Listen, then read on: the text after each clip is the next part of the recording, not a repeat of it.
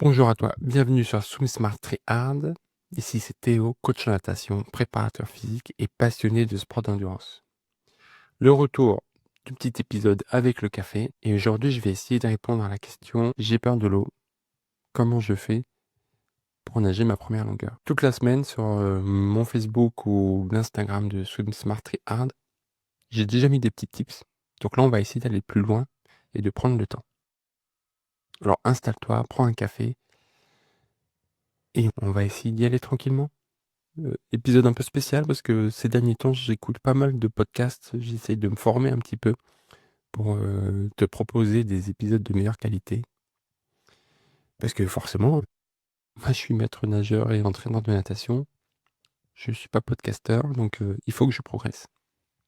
Donc un grand merci à Bertrand pour tout son contenu qu'il met à disposition. Et donc je suis ses conseils. Aujourd'hui, j'ai devant moi juste quelques petites phrases, quelques petits mots. Je vais pas faire beaucoup de montage. Essayez de garder l'essence. Alors, s'il vous plaît, comme toute personne qui est en train d'apprendre à faire quelque chose, j'ai besoin de retours constructifs si possible. N'hésitez pas à mettre en commentaire ce que vous avez pensé de cet épisode. Merci bien. Allez, on se lance. Dans un premier temps, à qui s'adresse cet épisode? Déjà à toi si tu as peur dans l'eau ou pas à l'aise. Il y a des gens qui n'ont pas peur, qui savent nager, mais qui savent nager qu'en petite profondeur. Ça, c'est signe qu'il y a un malaise. Pas forcément une peur, mais au moins un malaise et qu'il faut, non pas qu'il faut, mais qu'on peut travailler si on le souhaite et pour être plus serein. Mais attention, hein, c'est pas parce que on va le travailler, qu'on va apprendre à nager en grande profondeur qu'on est obligé d'y aller après tout le temps. Mais au moins, s'il y a un jour où on a besoin, on peut. Je pense que cet épisode peut aussi t'intéresser si jamais tu connais quelqu'un qui est dans ce cas-là. Si tu connais quelqu'un qui est dans ce cas-là, si tu veux l'aider, l'accompagner, ou juste lui passer l'épisode, bah, ça peut être intéressant. Et enfin, troisième catégorie où je pense que ça peut être intéressant, c'est si tu as des enfants et que tu veux t'investir un petit peu dans l'apprentissage de sa natation, soit parce qu'il est trop loin d'une piscine, donc l'école va pas y aller, soit parce que ça arrive, les maîtres nageurs sur qui ils tombent, ils sont pas forcément très bons, ou pas forcément très investis en tout cas. Voilà, tu peux avoir quelques petits tips. Avant de commencer dans les conseils, ce que je vais proposer, c'est une route possible pour aller à ta première longueur. C'est pas la route, parce que j'estime qu'il n'y en a pas d'une, qu'il y en a plein, et que c'est ça qui est chouette de la natation. Donc voilà, c'est une avancée possible pour aller de j'ai peur à je viens de nager une première longueur sans toucher le mur. Tu pourras faire comme tu veux. Mais voilà, ça donne quelques petits tips et des conseils un peu plus généraux. Allez, c'est parti. Tu mets ton maillot et on se retrouve. La première étape, si tu as peur, c'est souvent soit dû à un événement qui s'est pas très bien passé, soit une méconnaissance de ce milieu. Donc la première étape, ça va être de faire connaissance avec l'eau. Soit parce qu'on n'a jamais eu ce contact-là, soit parce qu'on en a eu un qui était négatif. Et le premier lieu, le plus simple, dans une piscine, pour faire connaissance avec l'eau, bah, c'est sous la douche. On apprend à nager dès qu'on est sous la douche. Alors si tu as peur, si tu n'es pas à l'aise, prends le temps de prendre une bonne douche. Tu laisses l'eau glisser sur toi, tu te concentres sur les sensations que ça fait, sur le contact. Et si jamais tu ressens une petite angoisse, que tu es très stressé, très contracté, très tendu, tu restes sous la douche tant que tu n'es pas détendu.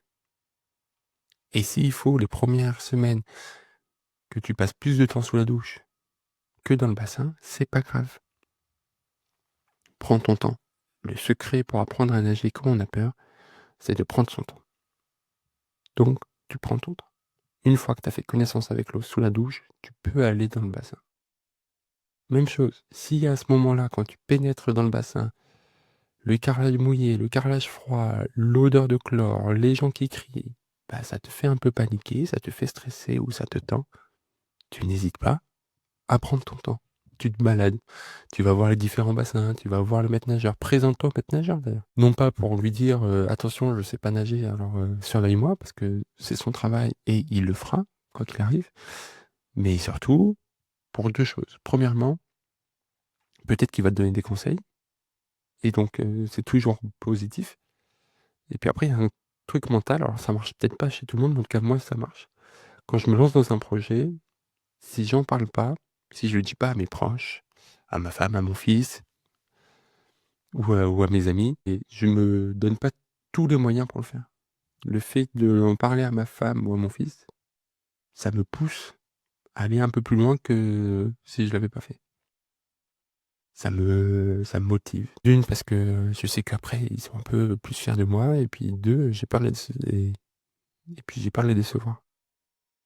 Donc va voir le manager, parle-lui, fais le tour des bassins. Maintenant, t'es un peu plus détendu. Ah oui, un truc que j'ai oublié de dire, l'idée là, c'est de valider chaque étape. Et pour valider chaque étape, il suffit pas de la faire. Il suffit de la faire et d'être à l'aise en la faisant.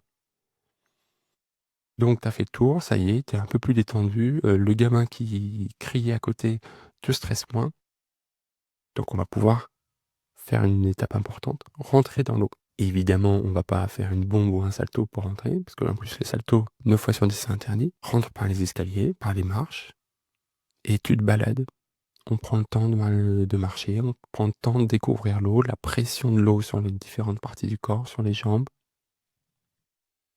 La température qui, bien souvent, est tout le temps froid. On va pas se mentir. Hein. Le fameux au début c'est froid, mais après ça passe. Bah voilà. Donc tu t'habitues à ça. Une fois que t'es habitué, tu vas pouvoir t'asseoir. D'accord ? Si t'as besoin, t'hésites pas à tenir le mur. Tu t'assois. Petit à petit, il y a l'eau qui va monter de plus en plus, et c'est ça. C'est ça, faire connaissance avec l'eau. C'est de prendre le temps de d'être de plus en plus immergé. T'arrives jusqu'au moment où tu es assis, tu as les épaules dans l'eau, une main ou deux mains au mur, il n'y a pas de souci. Et t'es bien. Parce que comme t'es dans l'eau, tu te sens plus léger. Parce que tu commences à être enveloppé dans une bulle. Et c'est ça qu'on recherche. Maintenant, on va passer à l'étape où on va apprendre à mettre la tête dans l'eau. Une nouvelle fois, pas de surprise, on y va par étapes. D'abord la bouche, ensuite la bouche et le nez, ensuite la bouche, le nez, les yeux, et ensuite tout le visage. Et là, on expérimente. On souffle dans l'eau. Fort, ça fait des grosses bulles. Doucement, ça fait des petites bulles. Quand je souffle fort, je me rends compte que je peux pas souffler très longtemps. Quand je souffle doucement, je me rends compte que là, je peux souffler longtemps. Alors oui, c'est peut-être con à dire. C'est sans doute con à dire même. Mais si t'as peur, que t'es en stress, que t'es tendu, c'est le genre de choses que tu vas pas réussir à te dire. C'est le genre de choses, si t'arrives à te focaliser dessus, ça va pouvoir te déstresser un petit peu. Donc on expérimente. Tu te rends compte que si tu ouvres la bouche quand t'as la tête dans l'eau, alors oui, t'as l'eau qui rentre dans la bouche, mais par contre, elle rentre pas dans la gorge. Sauf si toi, tu lui dis en inspirant. Et c'est sans doute le conseil le plus important de la vidéo, le fais pas. Ça ne marchera pas. Donc essaye de ne pas inspirer quand tu es dans l'eau. Et le réflexe, tu mets la tête dans l'eau, tu expires. Et encore une fois, tu valides l'étape de mettre la tête dans l'eau quand tu arrives à mettre la tête dans l'eau et à être à l'aise. Pas crispé, pas tendu. Et je suis désolé de le dire, mais la tête dans l'eau, c'est une étape indispensable pour apprendre à nager. Tu ne peux pas savoir nager et être à l'aise dans l'eau tant que tu ne sais pas mettre la tête dans l'eau. Même si tu peux nager sur le dos et faire des milliers de kilomètres en nageant sur le dos, si tu sais pas mettre la tête dans l'eau, que tu es en train de nager sur le dos et qu'il y a une vague qui passe sur ton visage, tu vas paniquer. Et c'est pas le but. Donc on met la tête dans l'eau, on apprivoise cette sensation. On se rend compte que dès qu'on met les oreilles dans l'eau, il n'y a plus de bruit. En tout cas, il n'y a plus les bruits extérieurs. Et moi, personnellement, je trouve que ça fait un bien fou. Maintenant que tu as mis la tête dans l'eau, tu as fait le plus dur. On va déjà même pouvoir commencer à travailler la respiration. Tu sais, la respiration, c'est ce truc où 9 fois sur 10, quand tu demandes aux gens est-ce que tu aimes nager, ils vont te dire non, parce que au bout de 10, 20, 30 mètres, et je suis à bout de souffle, je suis essoufflé, je suis HS. Et on va le travailler. Et il n'y a pas besoin de savoir nager pour commencer à le travailler. Tu vas mettre la tête dans l'eau, ça c'est facile, tu sais faire maintenant. Tu souffles. Tu sors la tête de l'eau, t'inspires et tout de suite tu remets la tête dans l'eau. et tu souffles. Et tu fais ça plusieurs fois. Et en faisant ça, tu vas travailler la respiration et tu vas travailler aussi le fait d'être à l'aise en mettant la tête dans l'eau. Donc tu continues, t'enchaînes. Si tu arrives à le faire sans être essoufflé, sans être fatigué, c'est que tu as validé cette étape et on peut aller à la suivante. Et la suivante, c'est la plus importante, c'est la plus agréable à ressentir. Et la suivante, c'est de prendre conscience que tu flottes. Et on va faire ça avec une mise en situation très simple, où tu vas pouvoir ressentir que tu flottes tout en étant totalement en sécurité. Alors voilà comment ça se passe. Tu te mets debout en petite profondeur. L'idéal, c'est d'avoir de l'eau à peu près au niveau de la poitrine. T'as les bras, t'as les mains sur le mur, les bras tendus. Et petit à petit, tu vas écarter les pieds du mur. Tu vas éloigner les pieds du mur. Jusqu'au moment où tu vas être sur la pointe des pieds. Donc à ce moment-là, t'as les mains au mur, pointe des pieds. Tu prends une grande inspiration et tu vas venir coller ton menton à la poitrine. Et tu bouges plus. Et tu vas ressentir tes pieds qui remontent à la surface. Alors souvent, tu as des gens qui ont absolument besoin de comprendre pourquoi. Donc je vais t'expliquer. Ce qui te fait flotter, c'est l'air que tu as en toi. C'est pas le fait de savoir nager. Un ballon, jusqu'à preuve du contraire, ça sait pas nager, mais par contre ça flotte.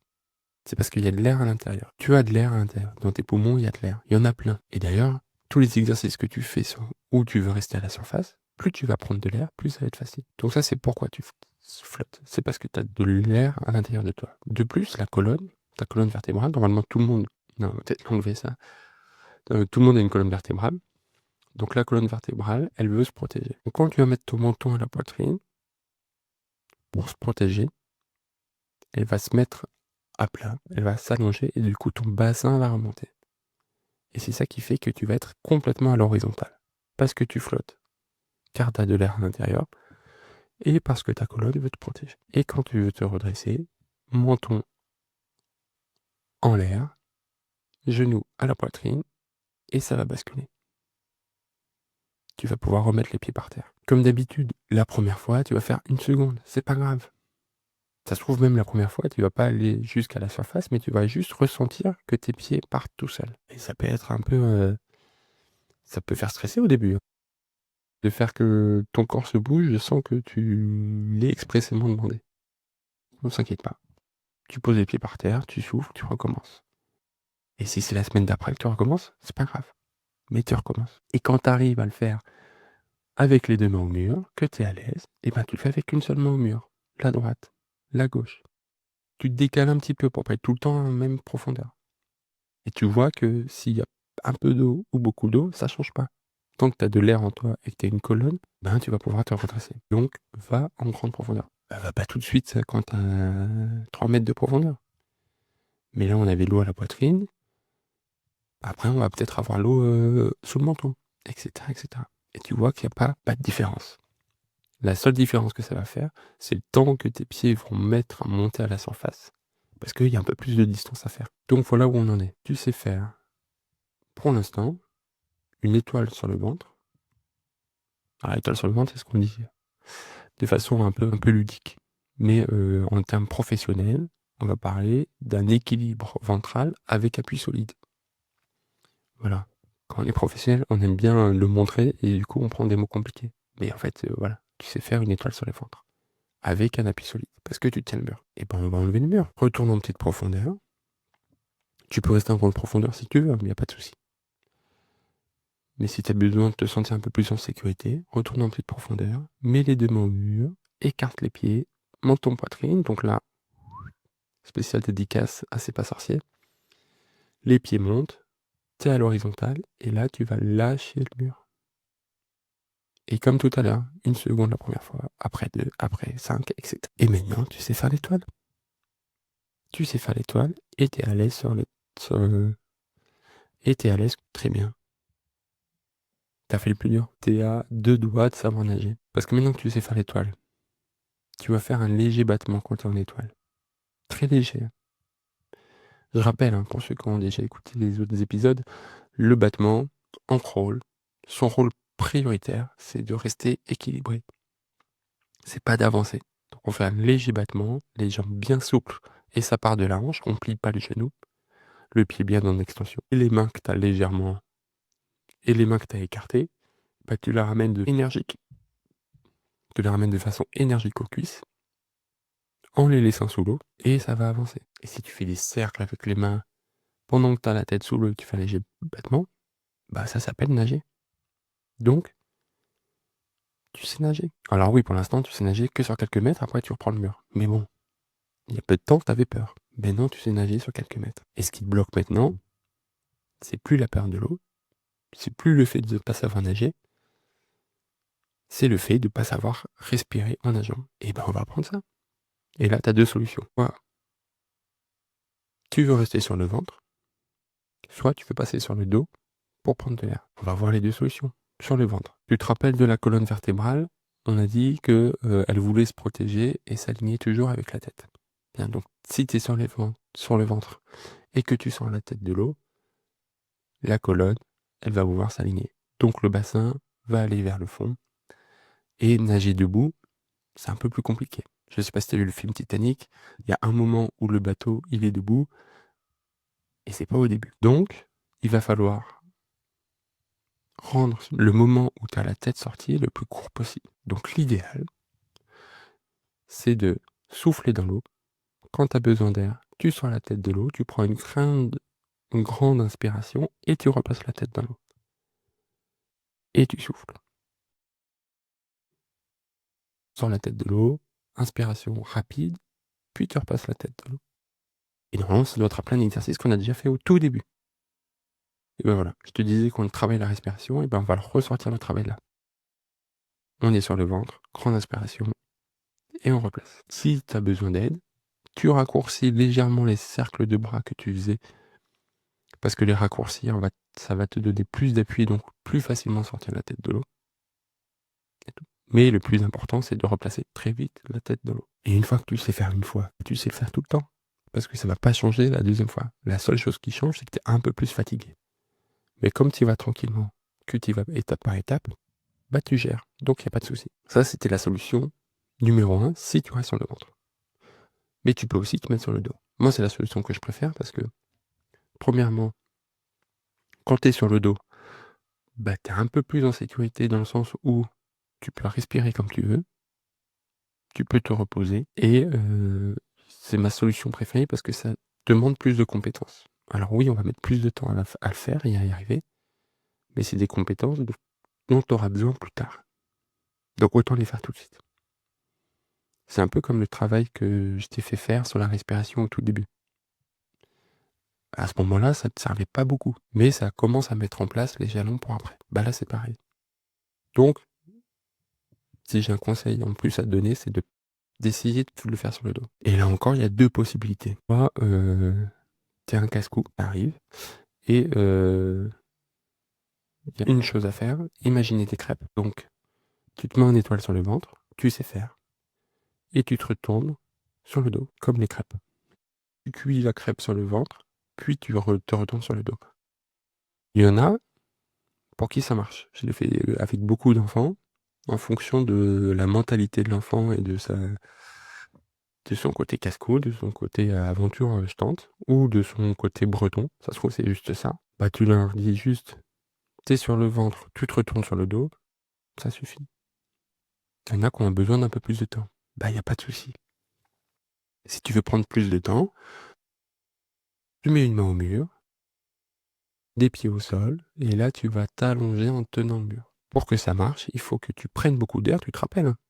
Plus tu as d'air, plus tu vas flotter. Donc plus les exercices vont être faciles. Tu montes le menton le plus haut possible vers l'arrière, et ton bassin va remonter parce que la colonne veut s'aligner. Donc soit tu tiens le mur avec une main pendant que tu fais ça, et puis petit à petit tu vas lâcher le mur, soit tu as un copain qui est avec toi et qui va mettre ses mains derrière tes omoplates, sous tes omoplates, pour te soutenir, pour te mettre en confiance.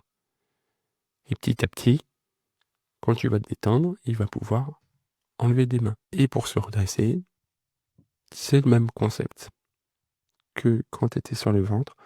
Tu ramènes les genoux à la poitrine, et là le menton était déjà en haut, bah, tu vas le mettre en bas, menton à la poitrine, et ça va basculer. Toujours le même concept. La colonne veut se redresser. Donc quand tu vas mettre ton menton à la poitrine pour se protéger, le bassin va s'aligner avec ta tête. Et comme tu ramènes les genoux à la poitrine, ça va accélérer ce mouvement pour éviter de prendre 10 minutes à le faire. Tu sais faire l'étoile sur le ventre, tu sais faire l'étoile sur le dos, mais maintenant il faut passer de l'un à l'autre. Alors, c'est très simple.